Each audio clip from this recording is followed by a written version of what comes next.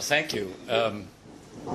First, I have to start by thanking Avinom, whose comments are, to be honest, way too generous. I'm being honest. They're way too generous. It's a pleasure to be back here, but I'm touched by your comments. I view the work of the JPPI as something that's a kind of life mission. I mean, I may have committed a lot of time to working on peace, but also I think the future of the Jewish people is something that is obviously in my blood, and I think this is an institute that has focused on really profound questions of Jewish identity and how you maintain it. It has dealt with issues of demography in ways that I think has been cutting edge. It raises challenges about where things are for the Jewish people worldwide, but also Israel's relationship with the Jewish people worldwide. And so for me, it's important to be able to come back and in some way contribute on those issues as well. I want to thank Dan for his introduction, for his friendship, for being a remarkable colleague over the last several years. He framed, I think, very effectively a lot of what I will say. But I am now in a situation where I have a chance sometimes to reflect a little bit more, which is a nice opportunity to have when you go from working at a certain pace that allows you to deal with issues but not always to have the time to reflect on them. Having a chance to sit back and think in a way that is not a source of pressure of constant events allows you to have some greater perspective. So what I'd like to do tonight is to take a step back and offer a kind of a view on where I see the Middle East right now, but again by reminding us what today is. Today is January 24th. A year ago tomorrow is when you had the first big demonstration in Cairo. Most of the people in this room, if I had been here a year ago, would not have predicted that in 19 days Mubarak would be out, that Gaddafi would be gone, that Assad would be reeling, that Saleh would be on his way to the United States in a transition, that the Arab League would be now proposing for Syria a Saleh-like solution. Most of you, I would dare to say, I don't think anybody here, honestly, would have predicted any of that, including me. So it's not a case that somehow I saw it and others didn't. It's a case that actually none of us saw it. And the first thing that ought to do is give us all a little bit of humility about the kind of certainty we can have when we predict what is now going to take shape. It should also remind us that a lot of the assumptions that guided our views of this region need to be rethought. And we shouldn't fall in love with our assumptions. We need to be questioning them as we look at what is an entirely new landscape. If I'd been here a year ago, the main topic I would have talked about would have been Iran. Because Iran, in many ways, framed the region. But it doesn't frame the region today. I'll still talk about Iran, but I'm going to talk about it, in a sense, in a derivative way. Because what frames the region is what's taking shape in different Arab countries. And so I want to start with that. I'll then deal with Iran. And because I can't not come and give a talk and not talk about the peace issue, I'll also talk about that. And by tomorrow morning when I'm done, I'll try to keep this relatively short. I will keep it short so that we actually have a chance to have a discussion. Because while I'm actually quite good at monologues, I actually enjoy dialogues more. So let me start with when we look at the issue of what's now called the Arab Awakening. First thing I think to do when we think about it is to acknowledge it should be no surprise that the Islamists have all the advantages, at least in the early going of this. And I say the early going of this. If this were a book, we've seen the preface and maybe the beginnings of the first chapter written. This is a book that is going to be written over a long period of time. In the early going, the Islamists have all the built-in advantages, and they're not hard to explain. I mean, over the last 30 to 40 years, where could you engage in free speech? There was only one place in most of these countries. That was the mosque. You're talking about particularly the non-monarchies. If you look at the regimes that have been the ones that were most vulnerable, most subject to change, it's the non-monarchies. The monarchies had a semblance of legitimacy. The non-monarchies had no idea that justified why they were in power other than to hold power. And the one thing they couldn't take on was the mosque, because that had legitimacy, that had authenticity. So it should be no surprise that where you could engage in some kind of free speech was in the mosque. Where you could organize was in the mosque. Those who stood up there and looked like they took on what was power that simply imposed on everybody, it should be no big surprise that they acquired credibility in the process. So they had credibility, they could organize, they identified with social justice because they frequently were the ones who would provide certain forms of social welfare. You know, when there was an earthquake in Cairo, who was out there distributing food and blankets? It wasn't the government. You know, it was the Muslim Brotherhood. They didn't have to provide for all of society, so they weren't judged by that. What they were judged by is the fact that they delivered some sense of social service. They were identified with social justice. They weren't corrupt, as opposed to the regimes. They had a kind of authenticity. They connected to all classes, but particularly the lower classes. So they were credible. They were effective. They were not corrupt. They could identify with social justice. All these were factors that were bound to give them a built-in advantage. Now, they had an additional advantage. The secular forces bore a stigma because these regimes were secular. And so already they had some kind of connection with the regime. They also were much more identified with the elites. And because the regime saw the secular, more liberal forces as a threat to them, they weren't allowed to organize. So they don't have a clear identity. They don't have a clear agenda. They haven't developed a platform. All the things that the Islamists have. So when I offer that as a kind of opening observation, is that a reason, therefore, to despair and say, all right, there's nothing that can be done? We're now facing a new region, and it's a new region that is inherently going to be much more hostile? Well, I would say there's very good reason for all of us to be highly cautious, to be highly concerned.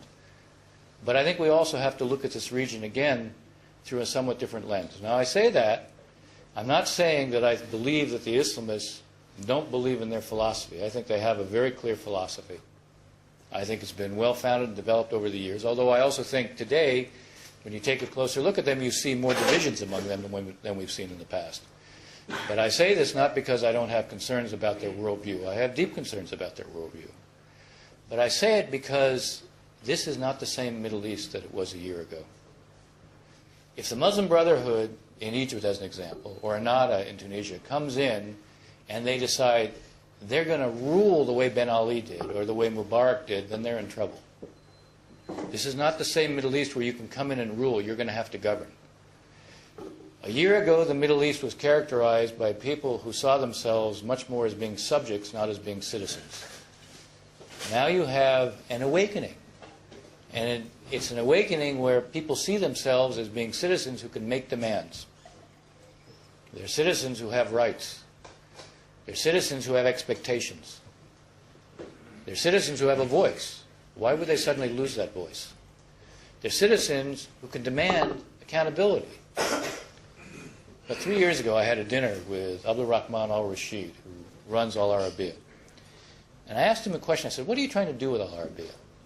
And he said, I will judge what we're doing as a success if we can begin to provide information so people in this part of the world will see themselves as citizens who can actually demand accountability.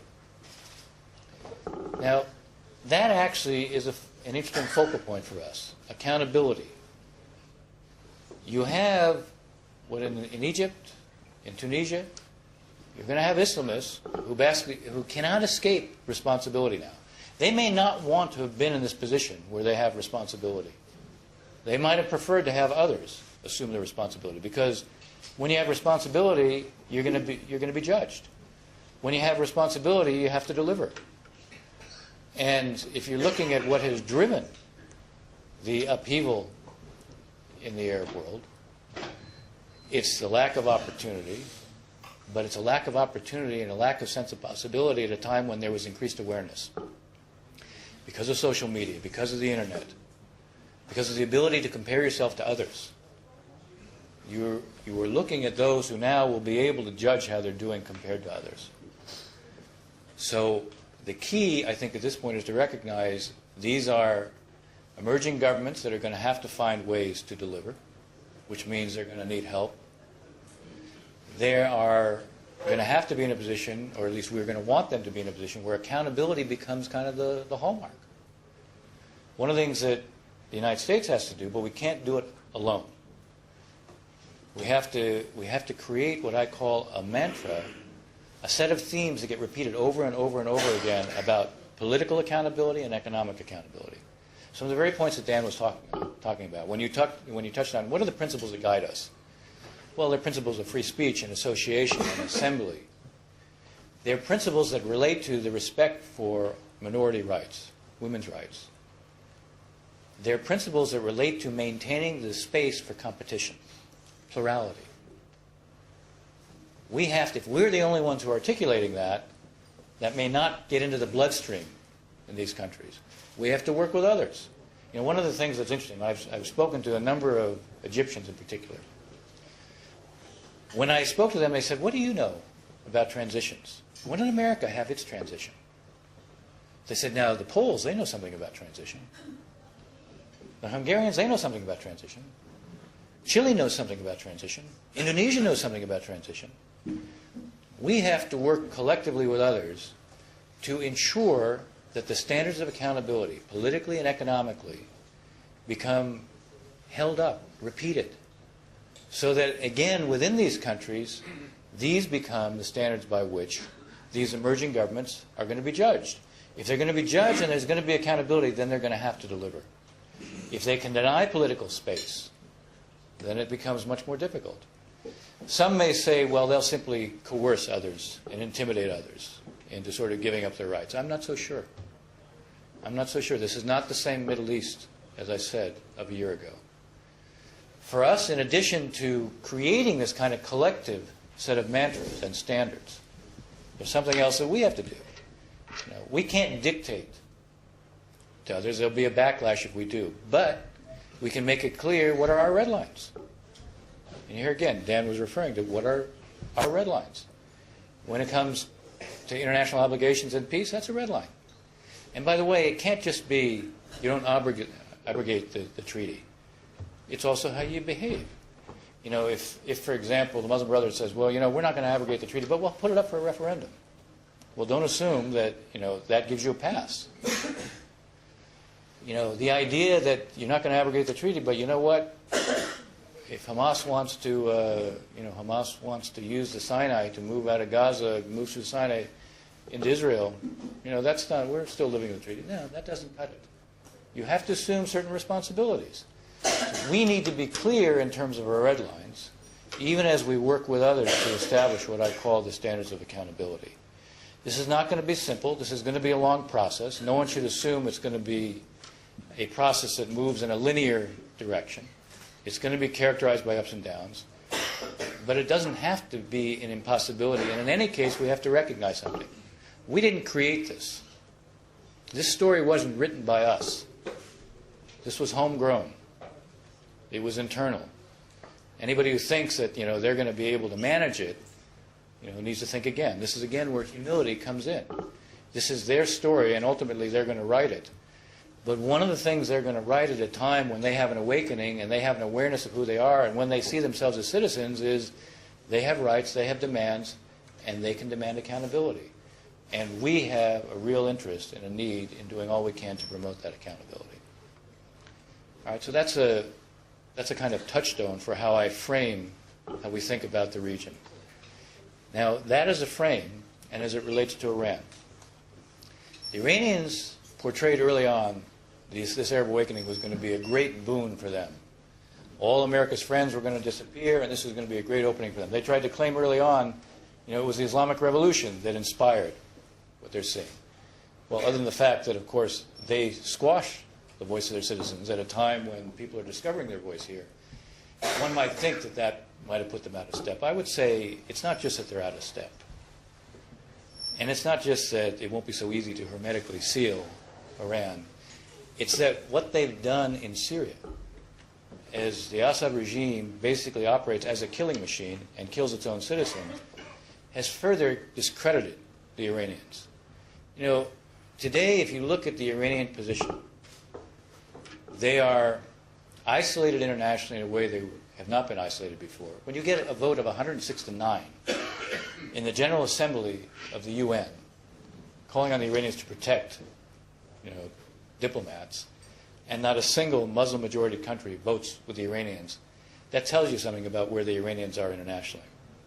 When Saudi Arabia says very publicly, if there's a boycott in Europe buying Iranian oil, the Saudis will fill in, that tells you something about where the Iranians are in the region.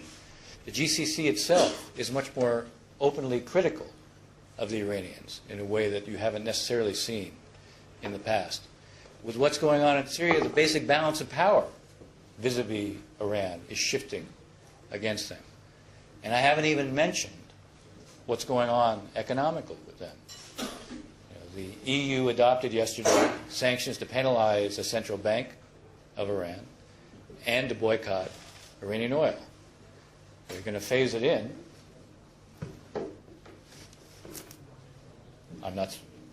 Don't worry, I'm not paying attention. The pressure the Iranians are under now, as you look at the fluctuation of their currency, look at what China did the first 2 months of this year. They cut in half what the amount of oil that they're buying from Iran. Does that mean that they're going to heed necessarily what are going to be our and European calls for boycotting buying their Iranian oil? Not necessarily. I wouldn't expect that. But the Chinese now are acting as good business people. They go in because they're going to force the Iranians, if they want to sell to them, to discount the oil very heavily. Well, guess what else that does? That drives down the Iranian revenues, which is, again, part and parcel, part of the objective. The basic concept of the Obama administration in approaching Iran was following on the logic of a two-track approach. How could you engage the Iranians if they were willing to engage? But if they were not willing to engage, how could you make it unmistakably clear to the Iranians that they had to make a choice, they couldn't escape a choice, they couldn't evade a choice, and if they didn't make the right choice in terms of reestablishing the confidence of the international community in what they were doing with regard to their nuclear activities, they were going to pay a price, a very high price, as they measured that price.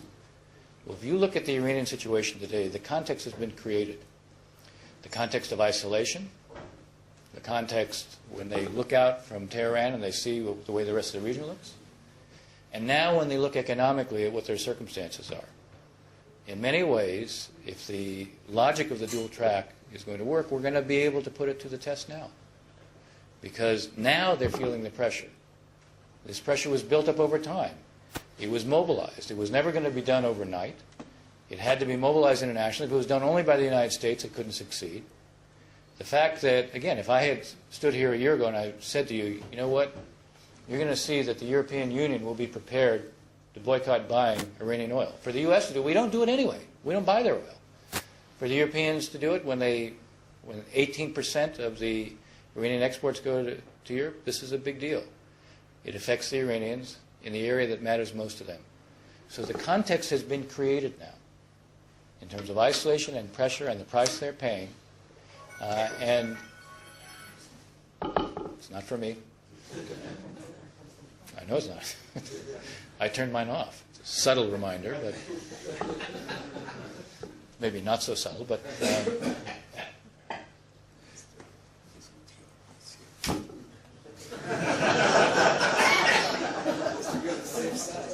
see, I personally put no pressure on people. It's highly subtle, however. So a context has been created with regard to the Iranians. And the proof that they're feeling the pressure is the bluster that you see. You know, when they threatened to shut down the Strait of Hormuz, this is one of those threats that this is a threat they don't want to have to act on, given that they'll be the ones who lose bigger than anybody else. The fact that, you had a senior member of the Revolutionary Guard threaten to shut down the Strait of Hormuz, and then it was the defense minister, a former member of the Revolutionary Guard, who said, no, we're not going to shut down the Strait of Hormuz. And then you see, in the midst of all this, you also see the Iranians suddenly decide that they're prepared to respond to Cathy Ashton, and they're going to meet with the 5+1. They haven't. This is the way they always do. They always announce it publicly first. They don't formally respond, but publicly they announce that they're going to do it. And this takes place now. At the same time, they invite the IEA to send a delegation to come and talk about the questions that the IEA wants answered. The logic of the approach of the dual track and the essence of what the Obama administration has sought to do was to mobilize the world in a way that would make it clear that the price was high, but the Iranians had a way out if they chose to take it. So we'll see if they'll choose to take it. Cathy Ashton, when she spoke about the invitation that she'd sent, which was back in October, she made it very clear that the Iranians should come and talk about what has been put on the table, step-by-step ideas for restoring confidence, or if they're not prepared to specifically talk about that, they can come with their own proposals, but it has to be in the nuclear program. The last 2 meetings of the 5+1 with the Iranians would talk about everything except the nuclear program. The 5+1 is a mechanism. 5+1 is the 5 permanent members of the Security Council and Germany. They only exist to deal with the Iranian nuclear program. And the Iranians would meet with them and not talk about it. All right, so now we'll see. I don't know exactly when the meeting will take place. They haven't, as I said, formally responded. They just publicly said, and have repeated it several times recently, including by their foreign minister in the last day or so, that they're going to meet. And when they do, it'll be interesting to see. Now, knowing the way the Iranians negotiate, I don't expect the first time they sit down to suddenly come in and say, boy, we accept that. They'll talk around the edges, but the fact is the pressure's there. The pressure's not going to be released. So if they want the pressure released, they're going to have to alter their behavior. What has always been the ground rule all along is, we have said from the very beginning, the Iranians have a right to have civil nuclear power because they're a signatory of the Nuclear Non-Proliferation Treaty. What they don't have a right is to have nuclear weapons. And because they have violated their obligations, and because there are 6 Security Council resolutions saying this, and 11 IEA Board of Governors resolutions saying this, that they have to come into compliance, they're the ones who have to reestablish the confidence by their behavior. They're the ones who will have to take certain steps. They can have civil nuclear power. They cannot have a capability that allows them to move easily or quickly to nuclear weapons. We'll see if now, having created the context, negotiations can produce an outcome. All right, what about the issue of peace? How does it relate to all of this?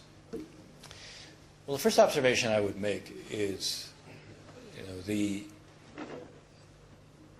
I can understand the context that Israel sees itself in. Here's a region that is undergoing a transformation.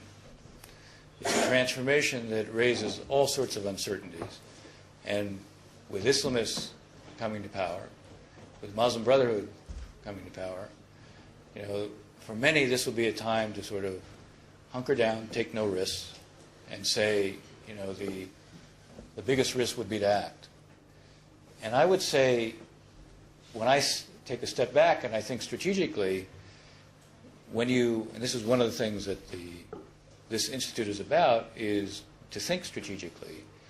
One of the things you always try to do when you're looking at what is possible for you over time is don't act in a way that reduces your options. And one of the dangers when you sit back and basically say, I'm going to wait until the ground settles. I come from California, so I know about earthquakes. And this is an earthquake here. And if you decide you're going to wait until the ground settles, usually what happens is the options you have available at that point are fewer than the options you have if you don't wait. So what are the options today? Well, before I address sort of the option, let me make one other observation. I do think when you're looking at the emergence of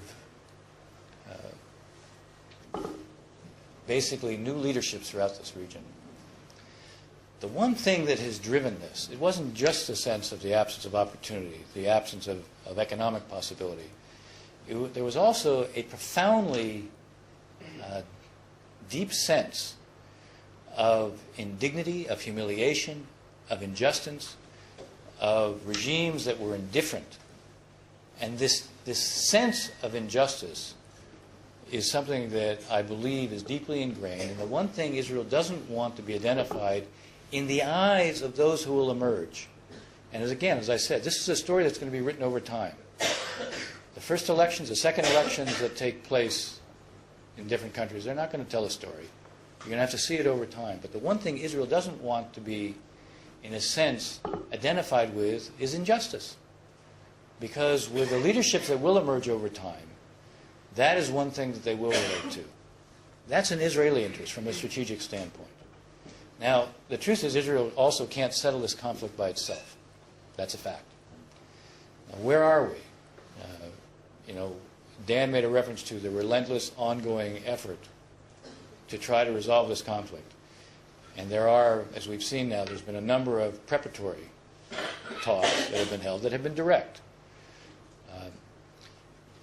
As much as I would like to say I believe that there's a possibility for an early breakthrough, if I said that, I wouldn't be reflecting what I think is the reality. I think we're facing a situation where the psychological gaps have come to dominate the substantive gaps. When I started working on this, which it's true, it's a long time ago, but when I compare where we are today on both sides in terms of the way they envision an outcome, we have gone light years from where we were when I started working on this. The substantive gaps, they're real. I don't mean to minimize them. I don't mean to dismiss them. They're real. But they are dramatically smaller than they were when I started working on this. But the psychological gaps have become much more profound. Avi Gil has done a number of polls. And I study all of Avi Gil's polls. They're not the only polls I study, but I study all of his. One of the things that's striking about those polls is that you get 60 to 70, and you can correct me if I'm wrong, because they're your polls after all. You get 60 to 70% of the mainstream, 67% of the publics in Israel and among the Palestinians that basically agree on what an outcome would be when the terms are sort of laid out in those polls. And the same 60 to 70% believe it'll never happen. Because on the Israeli side, there's a sense that somehow the Palestinians will never really come to accept who we are and live with us. And on the Palestinian side, there's a sense that the Israelis will never really allow us to be independent, free of their control. That creates a context for the leaders on both sides. And if you look at the gap between the leaders today, it's very strong. It's very deep. I mean, Abu Mazen is convinced that with this Israeli government there's no deal, or at least there's no deal that he could live with. And so he imposes conditions for formal negotiations. I said there have been preparatory talks. That's what they're called. They're called preparatory talks. They're not called negotiations. Because he imposes conditions for negotiation. And as I said, it's largely a function of he's convinced that basically there's no deal, so why get into something? Prime Minister Netanyahu looks at it and says, how come none of my predecessors faced these conditions? Why am I singled out? Why am I the one who's asked to pay a steep political price just to go into negotiations? And that gap makes it hard to get at the substance. And if it's hard to get at the substance, that's the reason I draw the conclusion. You're not going to have a breakthrough anytime soon. But if you're not going to have a breakthrough anytime soon, that doesn't relieve anyone of the responsibility to still try to produce something, still try to do something. Because a stalemate on this issue will not serve Israel's interests.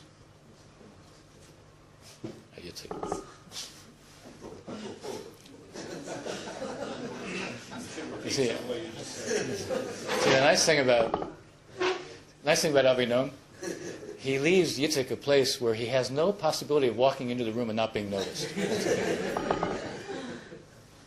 So, the thrust of what I'm saying is, given the psychological gaps, it's very hard to get at the substance in a way that is going to produce a breakthrough anytime soon. But if one simply accepts that and says, well, there's nothing to be done, and you accept a stalemate, in the end, that won't serve Israel's interests. And so the real question is, if something still needs to be done, what's the way to do it? And I wrote a piece in the Washington Post 2 weeks ago, in which I talked about if you can't produce a breakthrough in the talks, even though you should continue to try. Because it's always important, I think, also to see if you can produce some kind of political horizon. But if you're not going to produce that anytime soon, one of the things you do have to do is take account of the fact that the situation is not going to remain static. One thing that I am that I think may happen during the course of this year. Abu Mazen has said that he wants elections in May.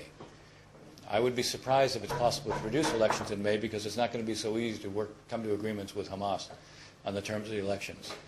But having said that, the one thing that is a reality in this part of the world right now, elections have become the currency of credibility. And the pressure will build both on Abu Mazen, Fatah, and Hamas to go to elections before the end of this year. And if there's going to be elections, I think the one thing that I would say is very clearly in Israel's interest is that those Palestinians who believe in nonviolence, they should be validated. In some way, they should be validated. I know that the deal for Gilad Shalit was not done to validate Hamas. It was done to get back Gilad Shalit. But it had the effect of validating the Hamas argument that violence works. So one of the things one has to think about is what can be done to try to validate the argument of those who believe on the Palestinian side that nonviolence is in their interest. Coexistence is in their interest. And here's where I would say there are things that can be done. While I would like them to be reciprocal, because it's always best for it to be reciprocal. For a long time, I had a thought that coordinated unilateralism may be the best way to go. When it's clear that negotiations aren't going to produce anything soon, then maybe you think about coordinated unilateralism. The kind of steps on the Israeli side that make sense to me relate to what can be done on the ground. The issue of incursions into Area A, the numbers have gone down dramatically. But from a Palestinian standpoint, incursions into Area A still grate on them very much. Now, Gabi Ashkenazi used to say that as they do more, we will do less. So I could easily see a phased approach to either phased in terms of time or phased in terms of areas, where as the security situation makes it possible, you phase out the incursions altogether in Area A. In Area B, you can allow increased police presence, more police stations. In Area C, which is 60% of the West Bank, where Palestinians have very limited economic access, if you were to allow much more economic activity in Area C, the message you send to Palestinians and basically to those who believe in nonviolence and coexistence is that Israeli control is receding, Israeli occupation is receding, and the occupation can end. If you're going to validate those who believe in nonviolence and coexistence, they have to see that their way is still producing something, because they're going to have to compete. If there's going to be elections before the end of the year, it is in Israeli interest. Israel can't anoint anybody. That's the worst thing. But Israel can act in a way that creates a context where those who believe in nonviolence and coexistence are the ones who are validated. If that doesn't take place, and those who believe in violence are the ones who are going to have the upper hand, it's hard for me to see how that serves Israel's interests over time. Now, I said coordinated unilateralism. Maybe if Israel takes certain steps, then maybe the Palestinians can respond. If these kinds of steps were taken, maybe one of the things that would happen on the Palestinian side is they stop the move at the UN. And not just at the UN, but at international institutions. Again, I think it's more likely if Israel makes it clear it's prepared to take these kinds of steps. Maybe that can be coordinated. That would be the best. But if it turns out it's difficult to coordinate that, you still face a reality. You still face a reality in terms of Palestinians. If you're going to have elections, those elections are going to shape the Palestinian identity for some time to come. And Israel has a stake in what that Palestinian identity is. So, from my standpoint, I would like to see the preparatory talks work. I would like to see negotiations get underway. I would like to see them develop a kind of momentum. All that would be not only the best, it would be very good. I also think that some of the things, if it can't take place soon, some of the things I'm talking about can affect the psychology. I said the psychological gaps affect the approach to substance. So if some of these steps can be taken, not only may they validate those Palestinians who believe in nonviolence and coexistence, but they may do something else. They may change the psychological dynamic. And maybe that'll make it easier with negotiations. Whether it does or it doesn't, the one thing that is very clear to me is if the future of the Palestinian identity is going to be at stake soon, Israel has a stake in what happens with regard to that. And ultimately, you know, if nothing is done, I'm not sure it's going to be in Israel's interest. I also think if nothing is done, then you're facing, as I said, this larger strategic context in the region, where the notion of injustice is going to be a guiding sentiment for a long time to come, not just in the next year or two. And here again, how Israel positions itself over time to deal with that will also affect some of Israel's strategic choices over time. Okay, as I said, I'm very good at doing monologues, but I also know when to stop. So I'll stop there.